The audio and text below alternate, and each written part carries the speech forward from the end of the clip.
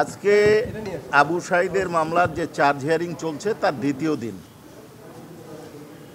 এই মামলা ৩০ জন আসামির পক্ষে আজকে ৩ জনের পক্ষে ডিসচার্জ শুনানি করেছেন তাদের সংশ্লিষ্ট আইনজীবীগণ, বিজ্ঞ আইনজীবীরা।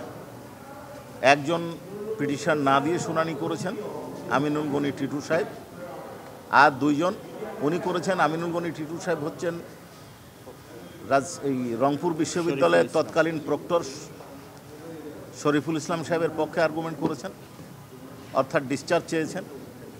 কনস্টেবল আমির হোসেনের পক্ষে, কনস্টেবল বা এএসআই আমির হোসেনের পক্ষে তার লয়ার ডিসচার্জ চেয়েছেন। আর সুজন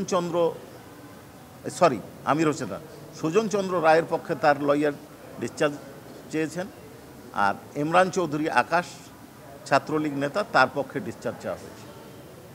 তারা তাদের বক্তব্য উপস্থাপন করেছেন। তারা তাদের বক্তব্যে বলেছেন যে শেখ হাসিনার সাথে কারো যোগাযোগ কিভাবে হলো। তারপরে প্রক্টর সাহেব বলেছেন যে তিনার দায়িত্ব, প্রক্টোরিয়াল দায়িত্ব, বিশ্ববিদ্যালয়ের দায়িত্ব, পুলিশের তার উপর কমান্ড নাই। এই ধরনের বক্তব্য তারা দিয়েছেন। আমরা প্রত্যেকজন আসামি পক্ষের যারা আছেন তাদের স্টেট ডিফেন্স এবং উপস্থিত অন্য আসামি তাদের বক্তব্য উপস্থাপন করার পরে আমরা রিপ্লাই দেব।